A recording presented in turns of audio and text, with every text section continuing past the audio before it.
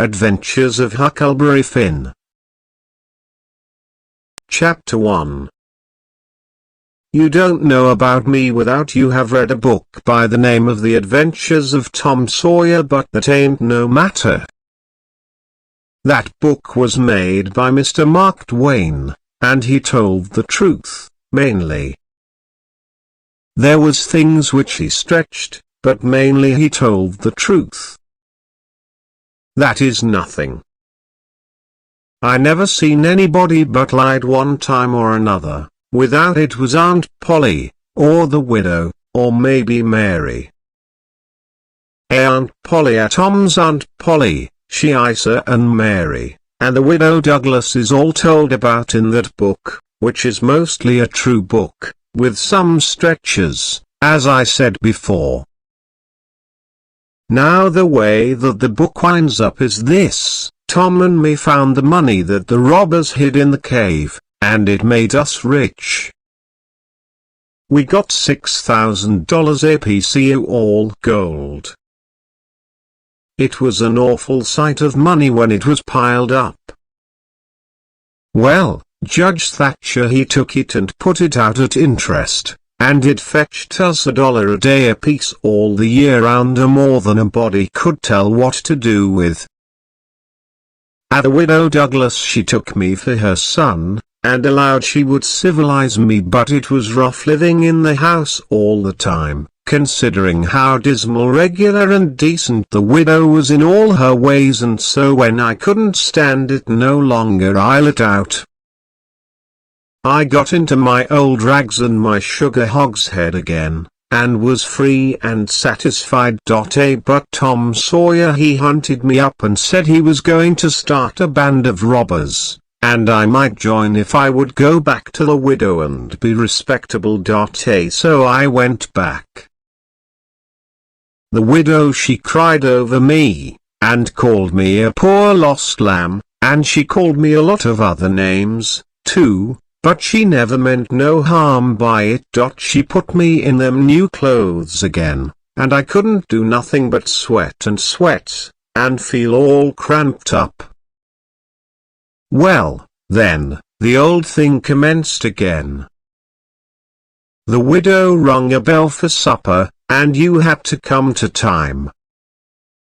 When you got to the table you couldn't go right to eating, but you had to wait for the widow to tuck down her head and grumble a little over the victuals, though there warn't really anything the matter with them, that is, nothing, only everything was cooked by itself.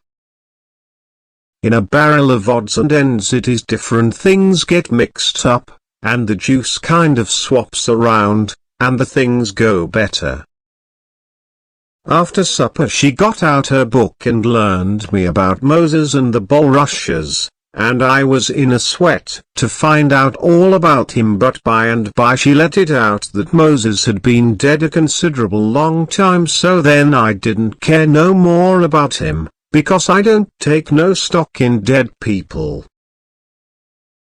Pretty soon I wanted to smoke, and asked the widow to let me. But she wouldn't. She said it was a mean practice and wasn't clean, and I must try to not do it anymore. That is just the way with some people. They get down on a thing when they don't know nothing about it. Here she was bothering about Moses, which was no kin to her, and no use to anybody, being gone, you see, yet finding a power of fault with me for doing a thing that had some good in it. And she took snuff, too. Of course that was all right, because she done it herself. Her sister, Miss Watson, a tolerable slim old maid, with goggles on, had just come to live with her, and took a set at me now with a spelling book.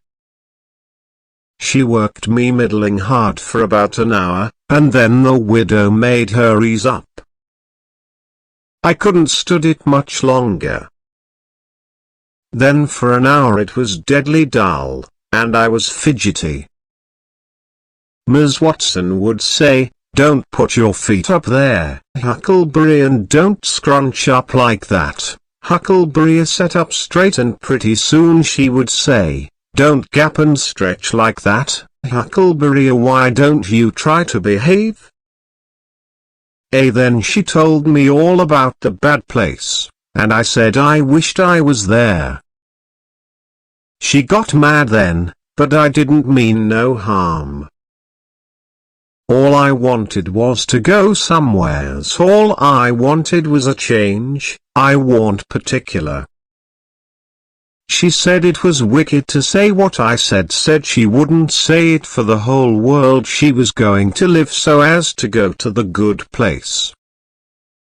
Well, I couldn't see no advantage in going where she was going, so I made up my mind I wouldn't try for it. But I never said so, because it would only make trouble, and wouldn't do no good. Now she had got to start, and she went on and told me all about the good place.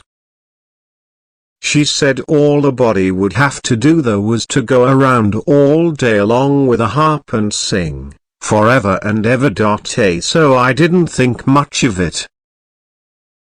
But I never said so. I asked her if she reckoned Tom Sawyer would go there, and she said not by a considerable sight. I was glad about that, because I wanted him and me to be together. Ms. Watson, she kept pecking at me, and it got tiresome and lonesome. By and by they fetched the niggers in and had prayers, and then everybody was off to bed. I went up to my room with a piece of candle, and put it on the table. Then I sat down in a chair by the window and tried to think of something cheerful, but it warn't no use. I felt so lonesome I most wished I was dead.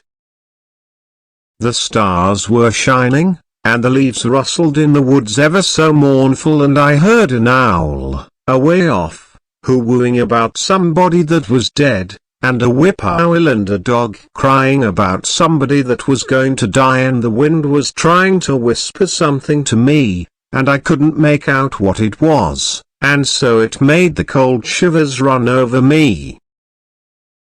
Then away out in the woods I heard that kind of a sound that a ghost makes when it wants to tell about something that's on its mind and can't make itself understood, and so can't rest easy in its grave, and has to go about that way every night grieving. I got so downhearted and scared I did wish I had some company.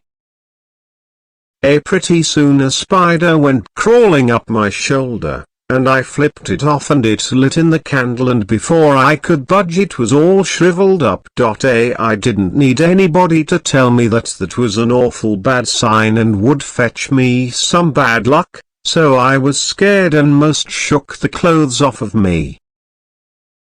I got up and turned around in my tracks 3 times and crossed my breast every time, and then I tied up a little lock of my hair with a thread to keep witches away.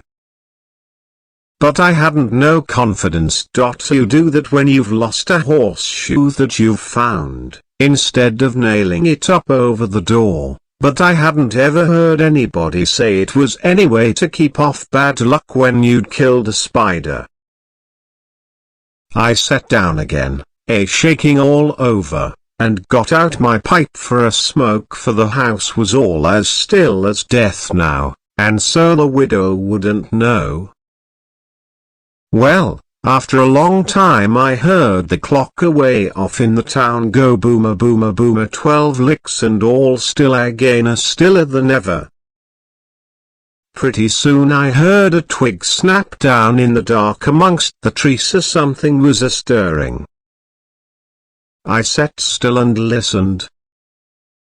Directly I could just barely hear a me-yow, me-yow, down there. That was good. I says me-yow, me-yow, as soft as I could.